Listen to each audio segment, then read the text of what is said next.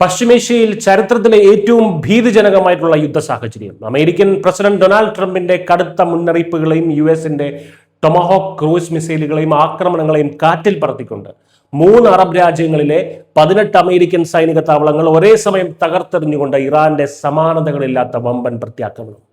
ഇറാന്റെ Islamic revolutionary guard corps IRGC നടത്തിയ ഈ ഓപ്പറേഷനിൽ മിഡിൽ ഈസ്റ്റ് അക്ഷരാർത്ഥത്തിൽ കത്തിയെരിയുകയാണ്. ബഹ്റൈനിലെ അമേരിക്കൻ നാവികസേനയുടെ 5ാം വ്യൂഹത്തിന്റെ ആസ്ഥാനം ലക്ഷ്യമിട്ട് മാരകമായിട്ടുള്ള ഷാഹിദ് 136 ചാവേർ ഡ്രോണുകൾ ഉപയോഗിച്ചാണ് ഇറാൻ ആക്രമണം തുടങ്ങിയത്. ബഹ്റൈൻ, കുവൈറ്റ്, ജോർദാൻ എന്നീ രാജ്യങ്ങളിലെ അൽ സലം, അഹമ്മദ് അൽ ജാബർ, ഷെയ്ഖ് ഈസ ഉൾപ്പെടെയുള്ള പ്രധാന എയർബേസുകളിലെ 18 US താവളങ്ങളാണ് തകർക്കപ്പെട്ടത്. ബഹ്റൈനിലെ അമേരിക്കൻ സൈന്യത്തിന്റെ കമ്മ്യൂണിക്കേഷൻ സിസ്റ്റവും പേട്രിയറ്റ് എയർ ഡിഫൻസ് റഡാറുകളുമൊക്കെ തകർന്നു.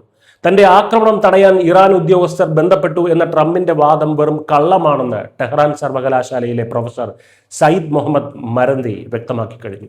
അമേരിക്കയുടെ സൈനിക അപ്രമാദിത്വത്തിന് കൊമേഴ്ഷ്യൽ ഡ്രോണുകളും മിസൈലുകളും കൊണ്ട് ഇറാൻ മറുപടി നൽകുന്നത് ഇതാദ്യമായിട്ടല്ല. എന്നാൽ സ്വന്തം മണ്ണിൽ അമേരിക്കൻ താവളങ്ങൾക്ക് സംരക്ഷണം ഒരുക്കിയ ബഹ്റൈനും കുവൈറ്റിനും ജോർദാനും ഇപ്പോൾ അതിന്റെ വില കൊടുക്കേണ്ടി വരികയാണ്.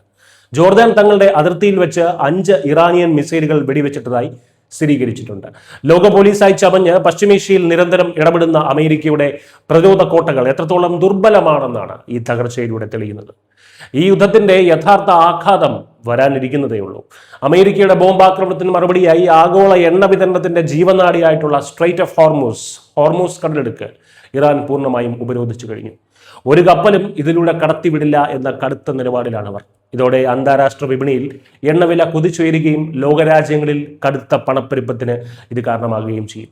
ഇതിനെ പ്രതിരോധിക്കാൻ ഇറാന്റെ ഷാഡോ ബാങ്കിംഗ്, ക്രിപ്റ്റോ നെറ്റ്വർക്കുകൾ എന്നിവയെ സഹായിക്കുന്ന ചൈനയിലെയും ഹോങ്കോങ്ങിലെയും ഒക്കെ കമ്പനികൾ ഉൾപ്പെടെ 9 പേർക്കെതിരെ US ട്രഷറി കടുത്ത സാമ്പത്തിക ഉപരോധം ഏർപ്പെടുത്തിയിട്ടുണ്ട്.